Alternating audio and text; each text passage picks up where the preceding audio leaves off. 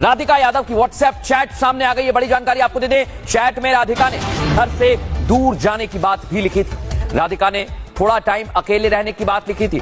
Chat में घर में लगी पाबंदियों का भी जिक्र किया गया है। कोच के साथ राधिका की व्हाट्सएप चैट सामने आई है और हम आपको अब राधिका की व्हाट्सएप चैट एक्सक्लूसिव बताएंगे। जो बातें उसमें लिखी हुई हैं वो इस केस में बहुत बड़ा फैक्टर सामने ला सकती हैं कि आखिर वजह क्या रही है, क्योंकि राधिका के पिता जिन पर हत्या का आरोप है वो बयान बदल रहे हैं और अब चैट जो सामने आई है उसमें बताया जा रहा है कि घर में जो पाबंदियां लगी थी उससे राधिका परेशान थी।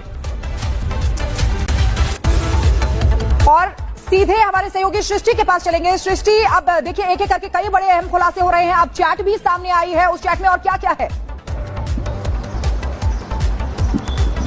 बिल्कुल शिखा, देखिए जो चैट सामने आई है उसमें साफ तौर पर हमारे सहयोगी जतिन ने जो साझा की है जानकारी, उसके हिसाब से वो परेशानी की बात कर रही है, वो उसमें चीन दौरे की बात करती हुई नजर आ रही है, घर पर लगी हुई पाबंदियों की बात कर रही है, कहीं दूर जाने की बात कर रही है। तो आखिरकार वो जो चैट्स हैं, जो बातचीत यहाँ राधिका की तरफ से की गई, क्या वो काफी समय से अपने परिवार से या खास तौर पर अपने पिता से वो परेशान थी? क्योंकि जाहिर है ये अनबन लंबे समय से चल रही होगी। इसमें कई एंगल जो सामने आए हैं। अब पिता की ओर से चूंकि बार बार बयान बदले जा रहे हैं, परिवार का कोई सदस्य बात करने के लिए तैयार नहीं है। ये तस्वीर आप यहाँ पर देख सकते हैं, टेंट्स लगाए जा रहे हैं। राधिका के गांव से भी जो कुछ रिश्तेदार हैं वो आने यहां पर शुरू हो चुके हैं। आप देख सकते हैं, जाहिर है पूरे घर में इस समय मातम का माहौल है, लेकिन ऑफ कैमरा भी ऑन कैमरा भी जो लोग यहां पर पहुंचे हैं उनसे बात करने की कोशिश कर रहे हैं, तो उनकी ओर से कोई भी जवाब नहीं दिया जा रहा। उनका कहना है कि हम बात करने की स्थिति में नहीं है, हमें नहीं पता कि यहां पर क्या कुछ हुआ। राधिका के पिता की बात करें तो दीपक यादव को लेकर भी जो रिश्तेदार हैं, जो लोग हैं, वो यही बात ऑफ कैमरा भी जो बातें हुई हैं वो यही कहते हुए नजर आ रहे हैं कि वो भी एक अच्छे इंसान थे, भले इंसान थे। उन्होंने अपनी बेटी को पढ़ा लिखाकर इस काबिल बनाया। 2 करोड़ रुपए राधिका की एकेडमी खुलवाने में लगे थे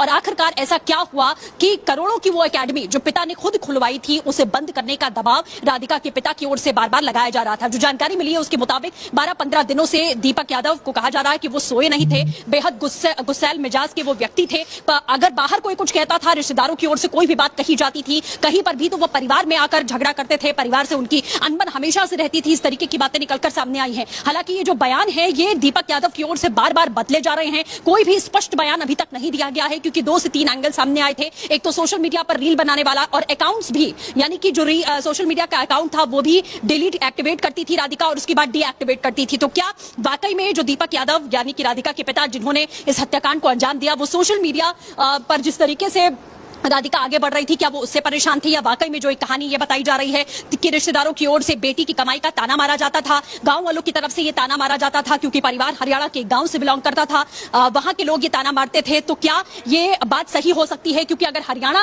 का रीजन की हम बात करें तो हर घर में वहां पर एक खिलाड़ी आपको जरूर मिलेगा, चाहे वो लड़का हो या लड़की हो। ये कोई नई बात नहीं है कि हरियाणा के किसी छोटे से गांव से कोई लड़की बाहर निकलती है, कोई बड़ी प्लेयर बनती है। तो उसमें कोई चौंकाने वाली बात भी नहीं थी कि कोई अनोखा अलग काम हो गया हो जो राधिका ने किया हो, बल्कि परिवार के समर्थन से ही ये काम यहां पर किया गया। राधिका